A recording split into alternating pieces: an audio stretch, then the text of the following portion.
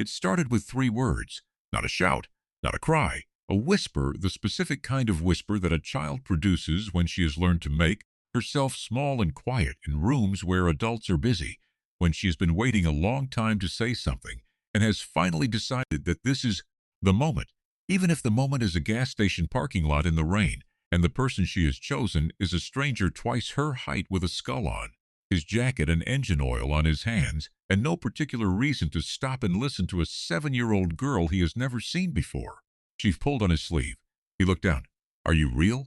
Tuck Malone, 46 years old, eastbound chapter, Hells Angels out of Morgantown, West Virginia, stood in the rain outside a gas station on Route 19 on a Thursday evening and looked at the child who had taken hold of his sleeve with two fingers, the way children hold things when they are not sure they are allowed to hold them, and felt something he had not felt in a long time, which was the specific weightlessness of a man who has just received a question he does not know how to answer but knows he must.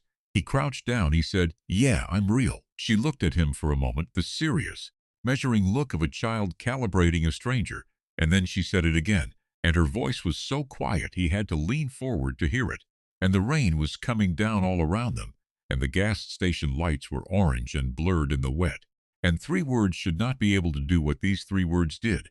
Are you real? He understood, in the way that some things are understood all at once, that she was not asking about him. She was asking about herself. What happened in the next 11 hours? What those three words set into motion?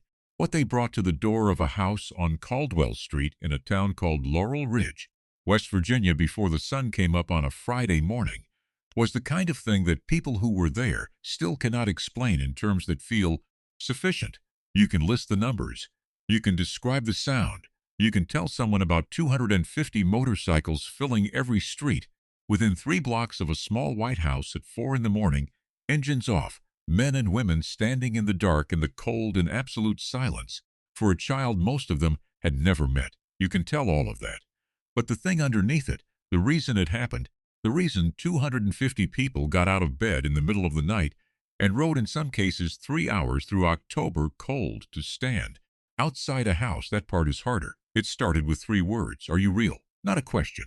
A test. From a 7-year-old girl who had been told by enough of the world in enough ways that she and her wishes did not quite register, who had learned to check before she trusted, who had found a man in the rain on a Thursday evening and needed to know before she asked him for the only thing she still wanted, whether he was the kind of real that meant something. He was. He crouched in the rain until she finished telling him what she needed. Then he stood up.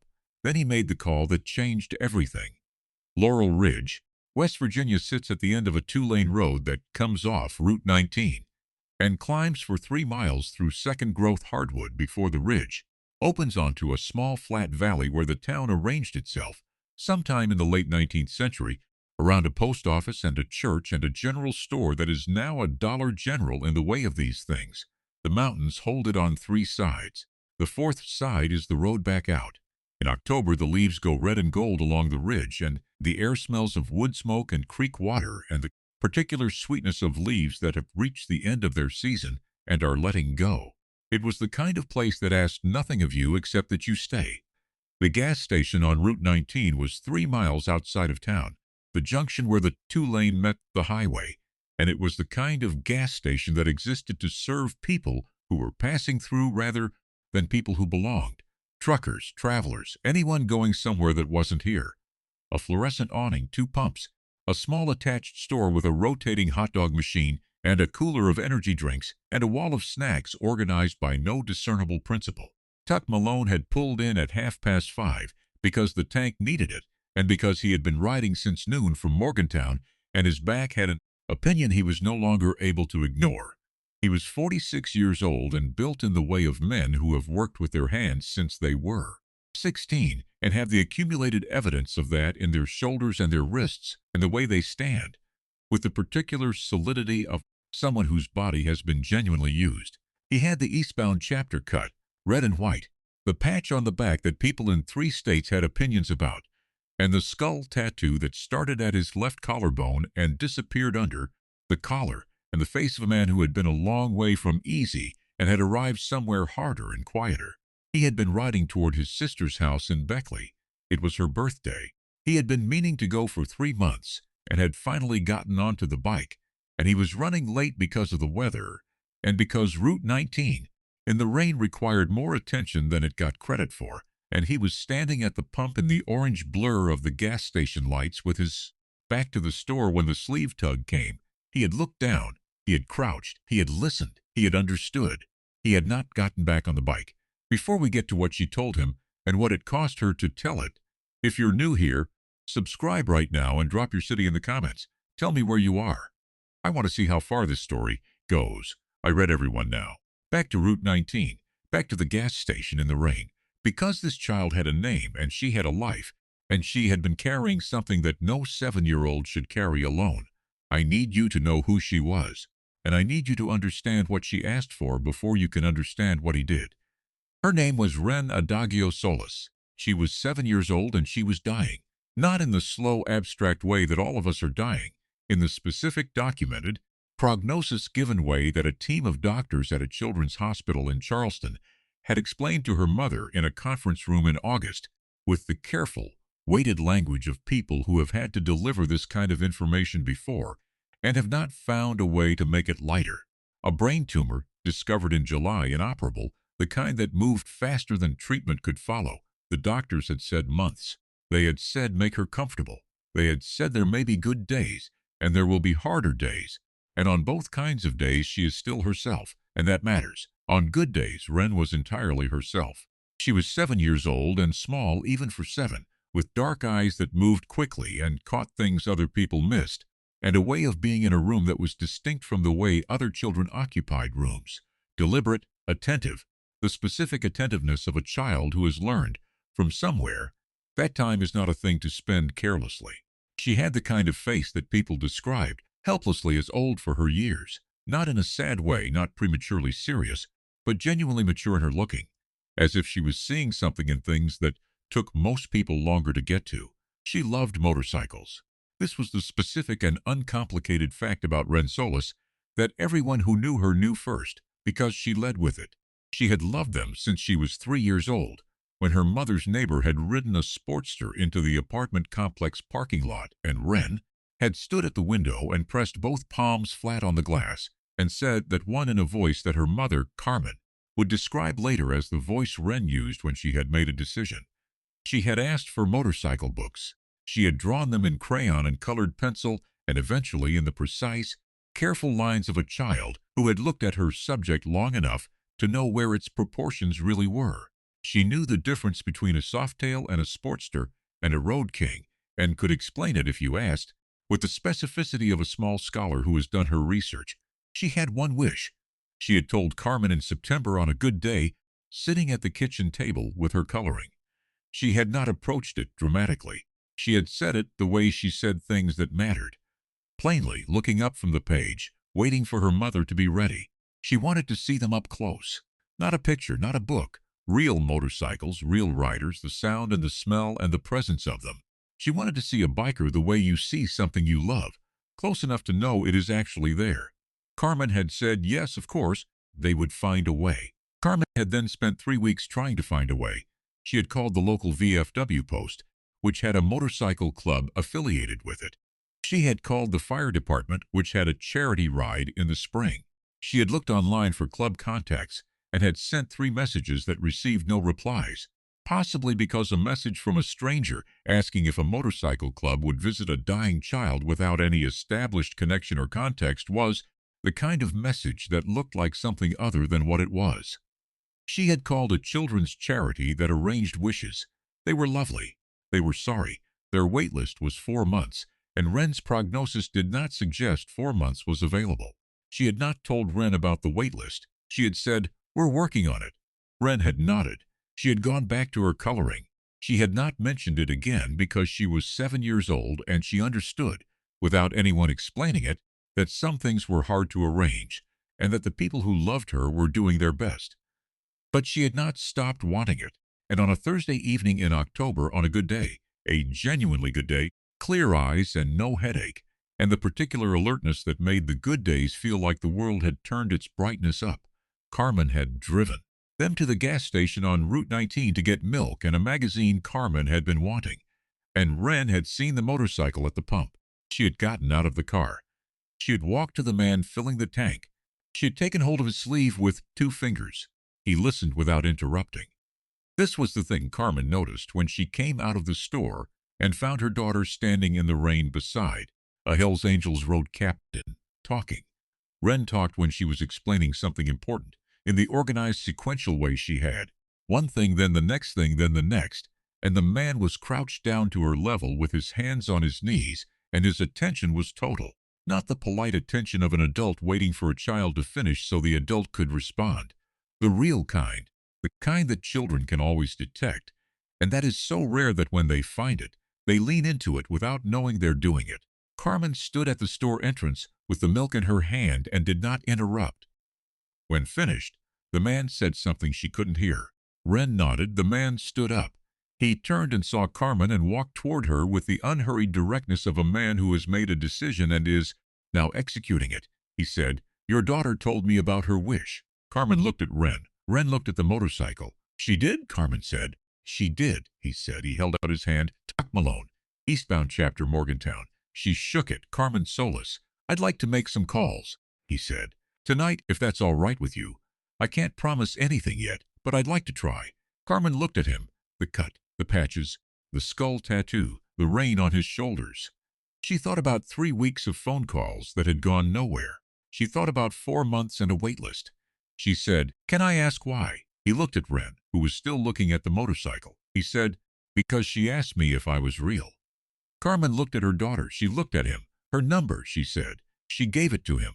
He got on the bike. He did not ride to his sister's house in Beckley. He rode to the shoulder of Route 19, half a mile from the gas station, and he stopped in the dark with the rain on his face, and he called his chapter president. He called him 3 times before the man answered. His chapter president's name was Brody Fenn. Brody had been running the eastbound chapter for 14 years, and he was not a man given to impulse. He was methodical, careful, the kind of chapter president whose decisions were made slowly and held firmly, and he had the specific caution of a man who had watched enough rash decisions go wrong to have lost his appetite for them. He answered on the 3rd call with the measured irritation of someone who had been asleep. Tuck told him about the gas station. He told him about Wren Solis and the motorcycle drawings and the wish that had been on a 4-month wait list and the 3 words. Brody listened. When Tuck finished, Brody was quiet for a moment. He said, "How old?" Tuck said. Another pause. "How long does she have?"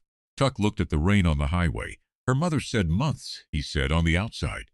Brody was quiet for a long time. Then he said, "What do you need?" "As many as want to come," Tuck said. "Tomorrow morning, before she has to be back at the hospital at noon." Another pause. "Tuck," Brody said, "it's 10 o'clock at night." "I know," Tuck said. The rain came down. Brody said, "I'll make the calls." He made 19 of them that night, to chapter presidents across West Virginia and into Virginia and Kentucky.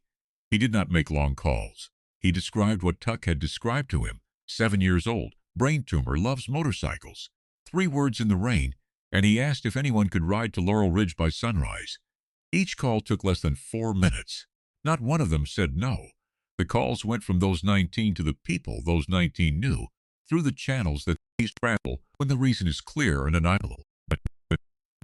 Through message boards and text threads and phone trees that had been built for other occasions, and were now deployed for this one, through the specific rapid spread of information in networks, where people have agreed in the implicit way of long associations to take each other's judgment seriously when the call comes in at 10 o'clock on a Thursday night. By midnight, 73 people had confirmed. By 2 in the morning, the number was 141. By 3:30, it was 219. The final count, when the last bike pulled into Caldwell Street as the sky began to go gray in the east, was 251. The man who arrived at Carmen Solis's door at 11:30 Thursday night was not Tuck Malone.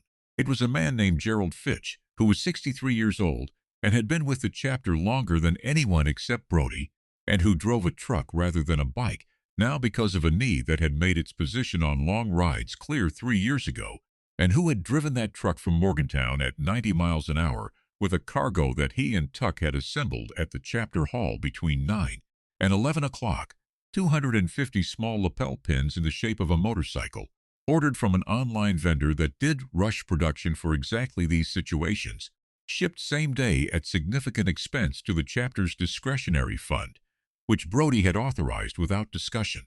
Gerald knocked on the door. Carmen answered in the clothes she had been wearing since the gas station, because she had not slept. Gerald held out the pins. "For tomorrow morning," he said, "one for each rider, so she can have them after." He paused. "We thought she might want to know who came." Carmen looked at the bag of pins. She looked at the man on her porch at 11:30 on a Thursday night. She said, "Would you like to come in?" He came in.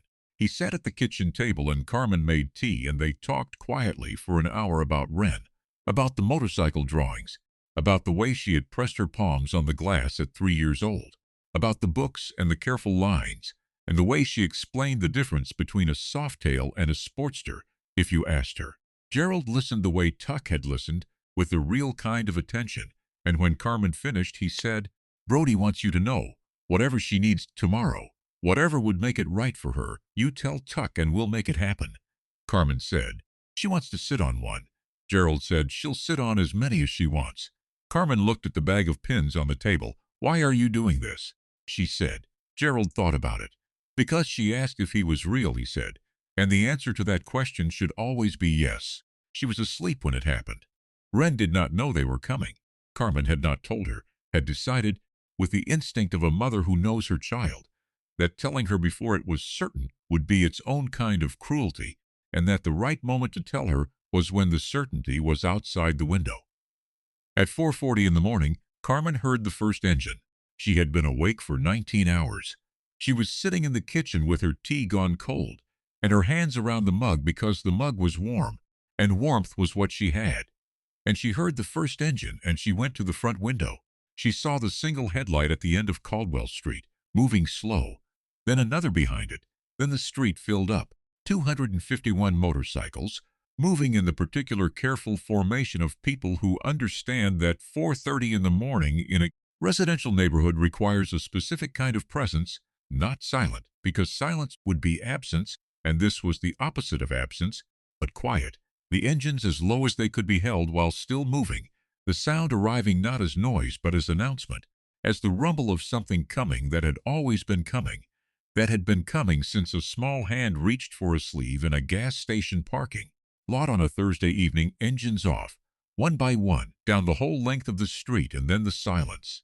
Caldwell Street at 4:30 in the morning in absolute silence, with 251 motorcycles parked in every direction, and 251 people standing beside them in the October cold, and the dark was the kind of silence that is not empty. It was the fullest silence Carmen Solis had ever stood inside. She stood at the front window with her hand on the glass, and she felt it, not heard. It felt it, in the way that she would try to describe later and would not have the words for, and she did not try to find the words. She simply stood with her hand on the glass and let it be what it was. She opened the door. "Baby," she said softly, "I need you to wake up." Wren woke the way she woke on good days, completely. Immediately the dark eyes open and present. "What's happening?" she said. "Come to the window," Carmen said. She carried her to the window. Wren was light now, lighter than she had been, the disease making its claim in the way it made all its claims, gradually and without apology. And she held her at the glass, and Wren looked out. She did not speak. She looked at the street. She looked at the motorcycles. She looked at the 251 people standing in the dark, and at the front of them, visible under the streetlight, at the end of the walk, a man she recognized from a gas station parking lot in the rain. Tuck Malone looked up at the window. He raised one hand. Wren pressed both palms flat on the glass, the way she had done at 3 years old. Carmen felt her daughter's breathing change, felt it in her own chest, because that is what happens when you hold someone small enough. Their breath becomes yours, and it changed into something that was not crying but was adjacent to crying, the breath of a person whose body is responding to something before the mind has named it. "Mom," Wren said. "Yeah, baby. They're real." Carmen pressed her face into her daughter's hair. She did not say anything. She held her at the window, and they stayed there for a long time, looking at the street full of 251 people who had gotten out of bed in the middle of the night and ridden through the October, cold to stand in silence on Caldwell Street because a child had asked a question in the rain, and a man had decided the answer should be this. The sun came up at 6:42. When it did, Caldwell Street looked like nothing the neighbors had ever seen, and would spend the next year describing in the particular way of people trying to convey something they were present for and know they are failing to convey. The light came over the ridge and caught the chrome first, hundreds of small fires up and down the street, and then the figures standing beside the bikes, and then the white front of the house at the center of all of it. Wren came out at 7.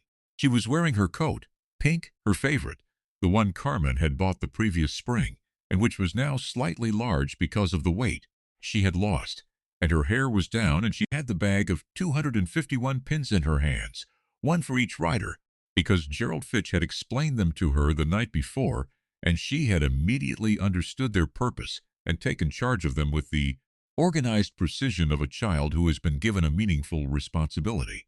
She walked down the porch steps. She walked to the first bike. She looked at it for a long time. Then she looked at the man standing beside it, a man named Roy, 49 years old, Iron Horse chapter out of Charleston, who had ridden 2 hours and 40 minutes in the dark on a Thursday night for a child he'd never met, and she held up a pin. He bent down. She pinned it to his cut with the careful concentration of a child doing something exactly right. "Thank you for coming," she said. "Thank you for having us," he said. She moved to the next bike. Then the next. She was at it for 2 hours. He sat on 11 motorcycles. Not consecutively, not in a rush, but over the course of the morning as the sun came fully over the ridge and Caldwell Street filled with the kind of warmth that October produces on its best days, the gold kind, the kind that makes everything look like it has been kept somewhere safe and brought out for occasions. She sat on a Softail and a Road King and a Sportster, and several she identified correctly before she sat on them, which produced a specific reaction in the men and women beside those bikes, a look that passed between them and was not a look of surprise exactly, but of recognition, as if what they had expected to find and what they had found were the same thing, and they were glad to have the confirmation. She asked questions, good questions, the questions of a person who has studied a subject and wants to know what the books left out. How does it feel in the rain? What's the longest you've ridden in one day? Do you name your bike? What happens when the engine goes wrong on a road with nothing on it for 50 miles? The answers came back honest, the way answers come back to children who ask with genuine curiosity, fully, specifically, without the simplification adults often apply to children's questions, on the assumption that simplification is kindness. Wren did not want simplification. She wanted the real thing. She had always wanted the real thing. Tuck Malone sat beside her on the porch step at 9:30, while Carmen was inside with a woman from the chapter who had driven up from Virginia with 2 thermoses of coffee and an instinct for when a mother needed someone to stand next to. Wren held one of the pins in her palm. She said, "I didn't think anyone would come." Tuck looked at the street. "Why not?" he said. She turned the pin in her fingers. "I didn't think I was big enough," she said. He looked at her.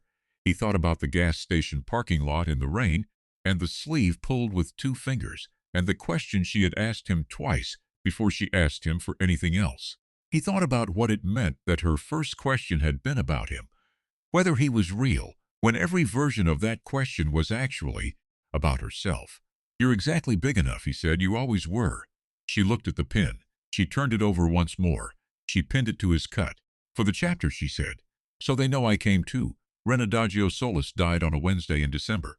"It was a good day," Carmen said. She was herself until the end.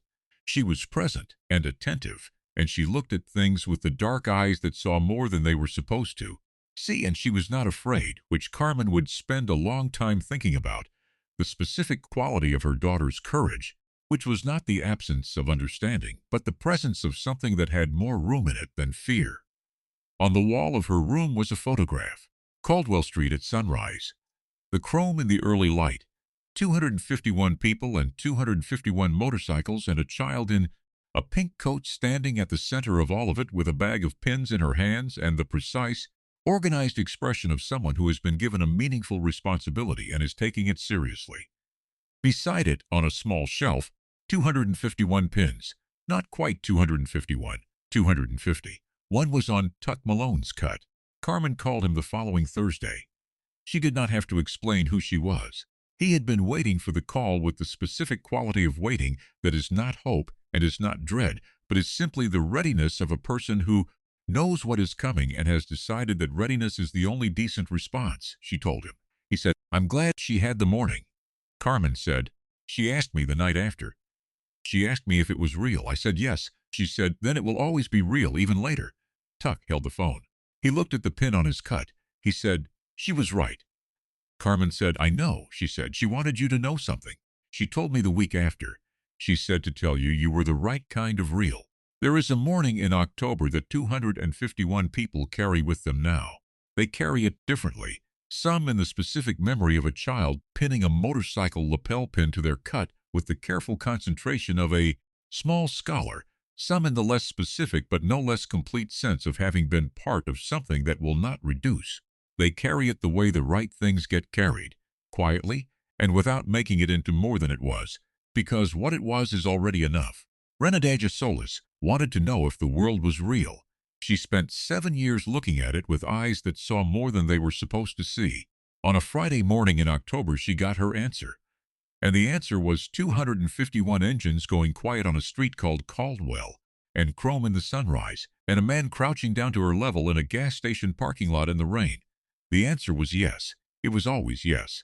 If this story reached you today, if you believe that showing up is the most important thing any of us can do, hit like and share this with someone who needs to remember that the world is more real than it sometimes feels. Subscribe so you're here for the next one, and drop up a comment below. Tell me about a morning that changed you, or a person who showed up when you needed the world to be real. I want to read every one, and if this one got you, just type real in the comments. I'll know what it means.